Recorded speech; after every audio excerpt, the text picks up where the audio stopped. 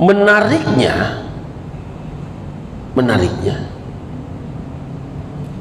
klaim itu kemudian oleh Allah dituntut, hatu burhanakum,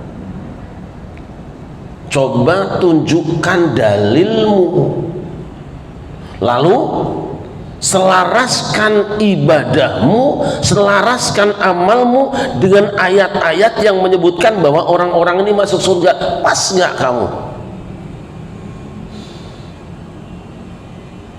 Baik Yahudi maupun Nasrani. Menariknya, Allah mengkritisi keduanya dan dikatakan jeleknya mereka itu bukan karena disebut amalnya toh, klaim bener sorangan itu apa saya yang paling sunnah gitu loh, yang lain bid'ah, itu yang Allah sindir di sini. Kenapa ayat ini diturunkan? Ini sebuah ramalan, kalau bahasa gampangnya, bahwa apa yang terjadi di antara mereka akan terjadi di tengah umat Nabi Muhammad SAW. Nanti umat Nabi Muhammad kan sudah diramalkan akan berpecah menjadi 73 golongan. Yang masuk surga cuma satu golongan, akan diperebutkan tuh yang satu golongan, sayalah yang satu golongan, sayalah yang satu golongan. Dan karakter mereka kalau melihat orang Islam sedang tenang-tenang ibadah lalu berbeda dengan dirinya, semangat untuk masuk ke tempat itu berubah, ini mah kurang sunnah katanya. Itu kelakuan Yahudi.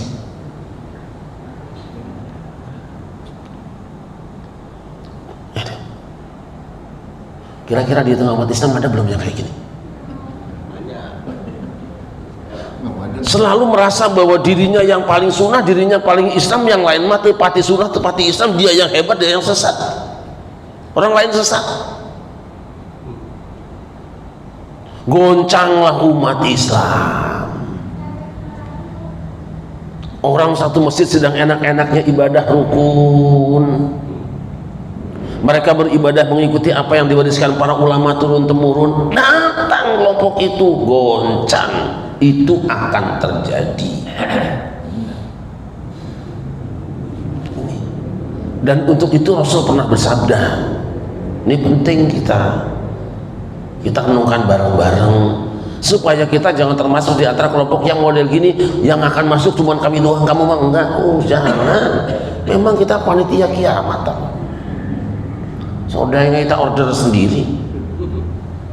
Tapi Rasulullah memang pernah bikin statement yang mungkin jangan-jangan kita masuk di dalamnya, ya hati-hati.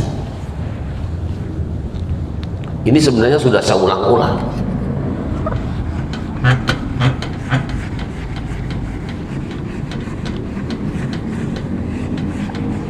Kita terus ulang-ulang karena dawuhnya Kanjeng Nabi itu memang kita harus ingat-ingat. Rasul berdoa,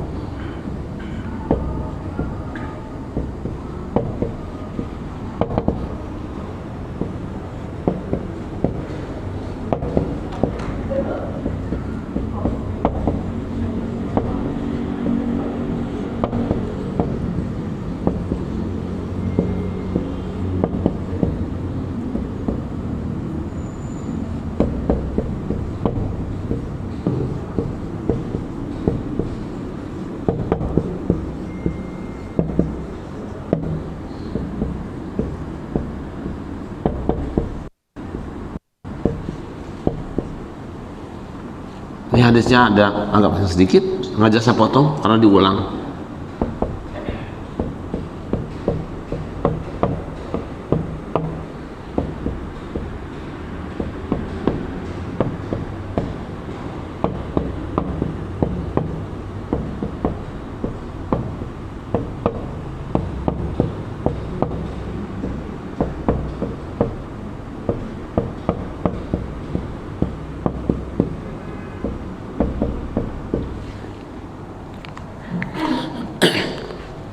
Sekali waktu Rasulullah membaca doa depan para sahabatnya.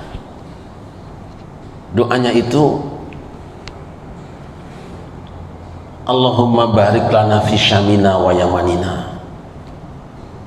Ya Allah, berikanlah keberkahan untuk kami di negeri Syam dan Yaman.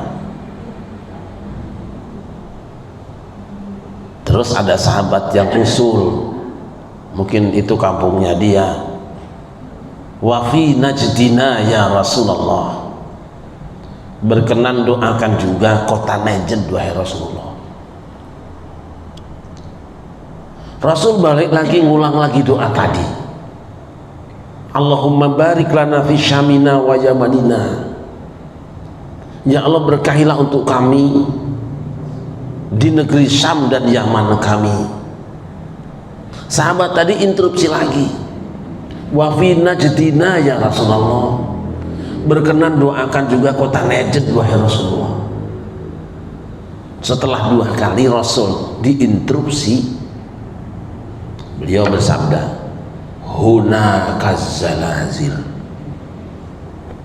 Kalau aku tidak mendoakan Najd dan kota Najd, karena sudah titis tulis bagja diri, sudah dinas oleh Allah, dari kota Najd itulah akan datang instabilitas umat, kegoncangan. Zalazil itu zalzalah, idza zulzilatil ardu zilzalaha. Kacau. Dari Najd datangnya. Hunaka yatlu'u qarnus syaitan, dari Najd lah akan muncul tanduk setan. Hadis ini sahih riwayat Al-Bukhari, bersumber dari Abdullah bin Umar radhiyallahu anhu.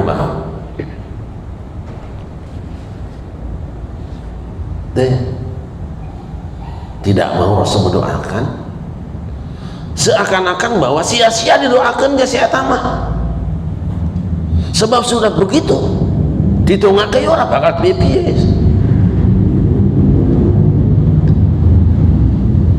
Rasul meramalkan di tengah umatnya di akhir zaman akan ada kelompok yang di mana-mana kerjanya cuma bikin kacau umat, ngarusak persaudaraan.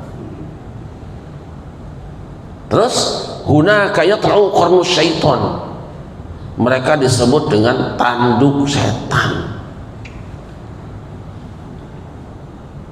Tanduk apa sih? Sungu. Benda yang menempel di kepala binatang.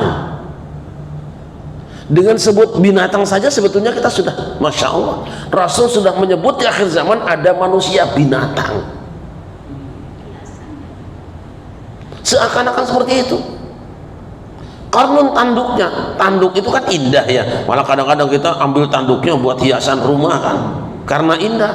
Bisa dibikin apa, gagang golok, bisa dibikin kalau dulu orang tua kita kalau buat kop apa namanya, bekam, ya kan,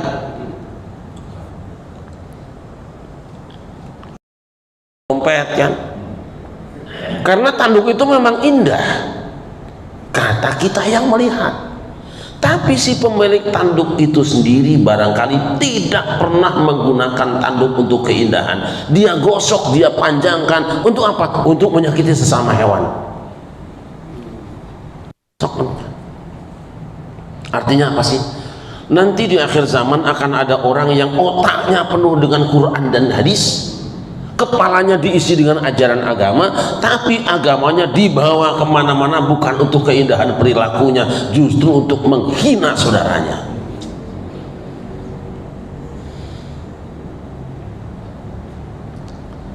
Tanduk apa? Setan.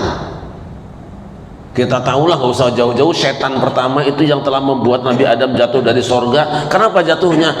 Bisa baca ayat. Kan ketika setan masuk ke dalam surga apa sih? Manahakum rabbukum an hadhihi syajarati illa an takuna malakaini aw takuna minal khalidin. Tuhan tidak melarang kamu mendekati pohon ini justru karena kalau kamu memakan buahnya kamu akan jadi malaikat dan kekal dalam surga. Lebih baik kamu lakukan saja itu. Ayatnya mah sama yang dibaca setan sama Adam, cuman tafsirnya aneh, beda. Masalah umat Islam kalau tiba-tiba ada tafsir baru yang selama ini tidak pernah kedengaran, kini jadi seperti ini, waspada. Maka wajib ketika kita baca Al-Quran, baca tafsir, merujuk tafsir-tafsir yang mu'tabar, tafsir-tafsir yang sudah diakui oleh para ulama. Karena semua orang bisa bikin tafsir sendiri, bisa, tapi tidak semua yang bisa itu boleh, kan?